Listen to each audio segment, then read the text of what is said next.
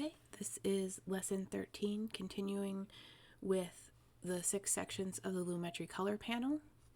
In the first section, you see basic correction. Input LUT, this is a lookup table, so this is going to be basically a style or look that was developed.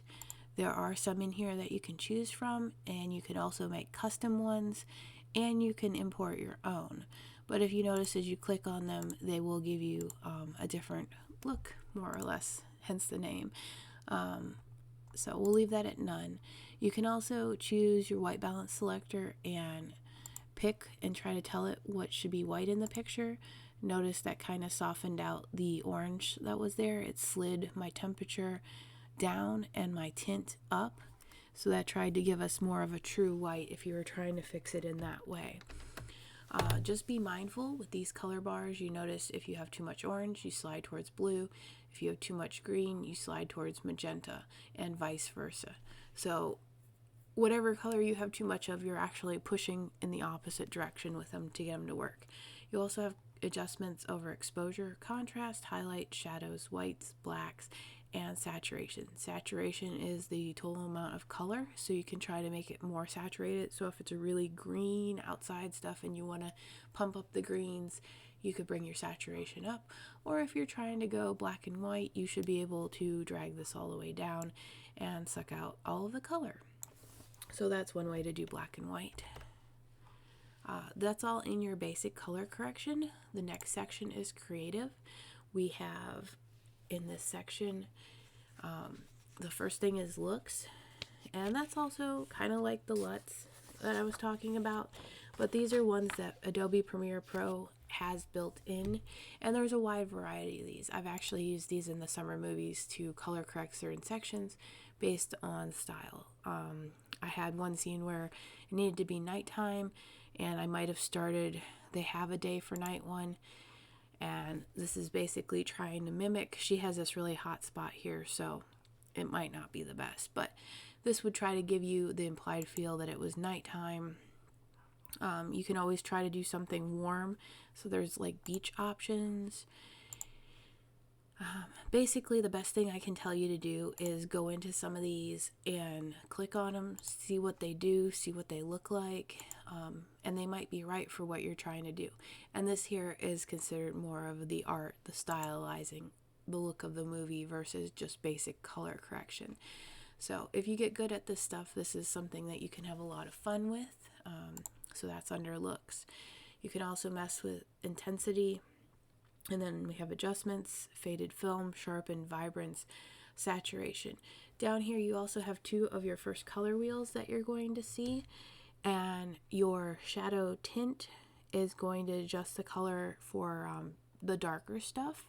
So anything that's like your blacks or dark tones, this one will adjust. And as you pull this, you can push it towards one color or another, and you can see that the walls and stuff are changing to reflect that.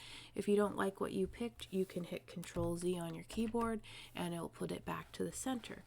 Highlight tint, that is going to affect the pixels that are, of course, lighter in image, so any of the brighter colors, this is where this one should go. So if I pull this towards orange, you can see his shirt where it was the bright white colors is now picking up that pink magenta color.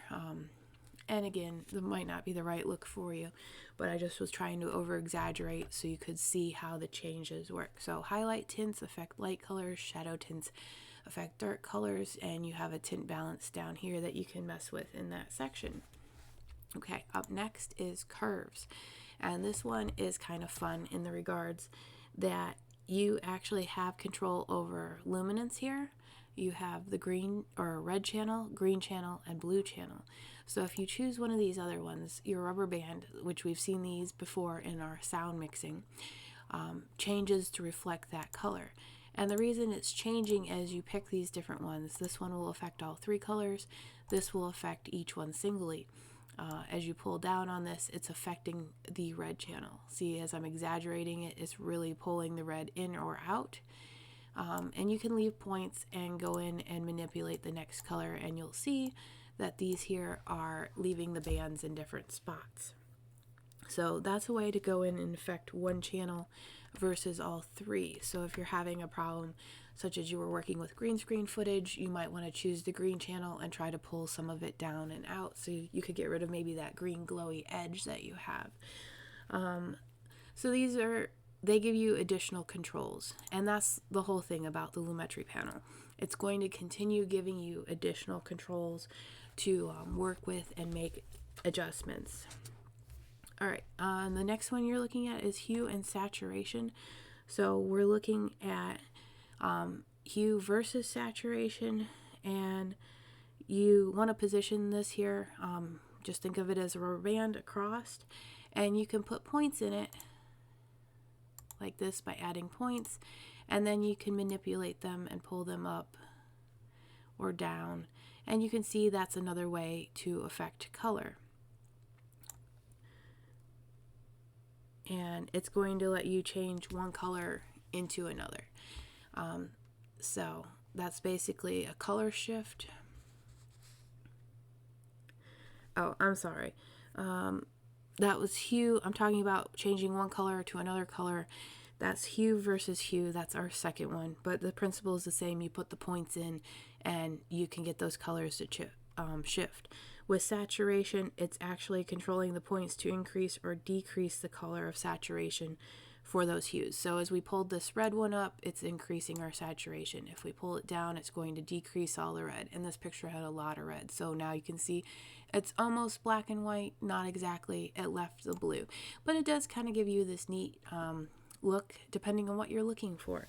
So I'm going to hit Control Z and undo all of those, all the way back to no points in there.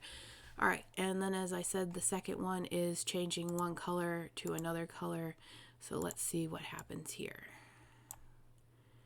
We don't have much in the way of purple there.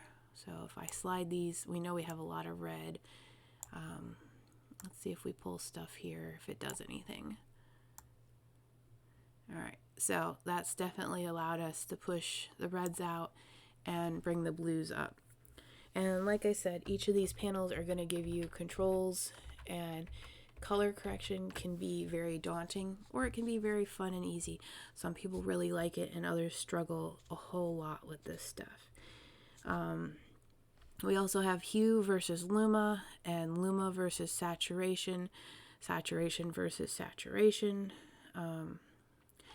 And all of these can be played with to kind of check out what they are and what they do. They also have the eyedropper, so you can select a color that you're trying to manipulate that should help you with some of your points as well. All right, color wheel match. I've spent a lot of time in here with this one. I use this frequently when I'm trying to adjust footage that isn't quite right as far as basic color correction. It's going to give you precise control over your shadows, midtones, and highlights. You want to drag the control. So like these here color wheels, you just drag them whichever color towards you want to add a little bit more to. And that should shift your color in those regards. And sometimes you might think it's your highlights and you start there and it does nothing. And then you're like, oh, it wasn't my highlights. You Control Z it and you find out it was the midtones. So a lot of this, until you get an eye for color, is trial by error. So don't be upset if you don't get it right on the first try. But that will push your color one way or another. And then they have these sliders over on the left side of each of the shadows, highlights, and midtones. And that actually controls the luminance. It's going to make adjustments to the brightness for each of those 3 types of pixels. So if your highlights were really, really hot and slightly pink, you could move them to slightly green, and then also bring this down to try to pull down some of that brightness in the highlights. So I feel like I spend a lot of time here in color wheels and basic correction. Those are the 2 that I usually live in the most. The other parts are really good too, but you just find out what works the best for you. All right, so next up, HSL secondary. This one allows color adjustments to be made precisely in selected areas of an image, defined by selecting a hue, saturation, and luminance of the ranges. Hence the HSL on the display. One of the things that you can do is make a sky bluer or your field greener without affecting the other areas of your picture. So if you are outside and have a really cool picture, you may want to pump up one of the colors. I wonder if we choose here, it's going to give us this range. Let's see if we can, it's kind of giving us a grayscale, but then it pulls it back. And it's probably changed our graph to some extent. So you can get in there and monkey around, but I was trying to pull out the greens. Let's see. All right, so I've put that all the way back. That basically grays out the image.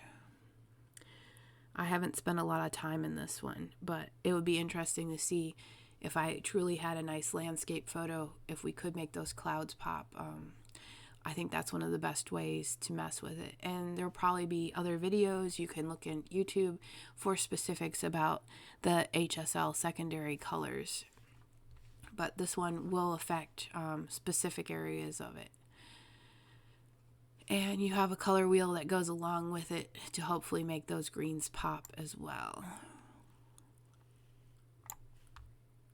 It looks like it made it a little bit more vivid here. And again, you can be looking at your vector scopes to see if it's actually affected the adjustments enough. All right, this last one is a vignette, and people have a variety of choices as far as do they like it, do they not like it. Back in the day, regular still photography cameras used to have this happen because the edges of the lens or the frame would darken just naturally because of the way the stuff was developed or seen through the lens. It didn't get quite as much light in that area. It can also basically repeat that process, and it works really good, especially for nighttime scenes or if you're trying to focus in on an area. So if I have it, I can crank this up and you can choose your midpoint. Notice as I bring it down, it lightens the scene back up. As I bring it up, it darkens it. You can also affect your roundness and your feather. So it doesn't have to be as harsh. Notice as it's kind of feathering out. And then I can turn it on and off. So it actually kind of has lightened this area because of it being a bright scene to begin with. Let me go ahead and Control Z this and we'll look at it on another clip. Putting it all back. Let's see what happens maybe on this clip here.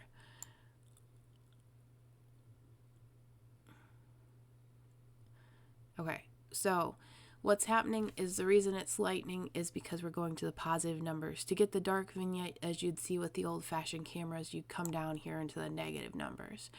And that kind of gave us another feel, especially if you're trying to make this day for night and you added that blue look to it. It could have a great outcome. And again, it's all in the eye of the beholder and all with your vector scopes. And it's a good habit. You know, you make your color corrections, maybe go and then test it on whatever platform it's going to be playing on, so you can kind of get a good look as far as seeing what it is. But those are the 6 sections of the Lumetri color. We are going to be checking out some more stuff as we move further along in this chapter.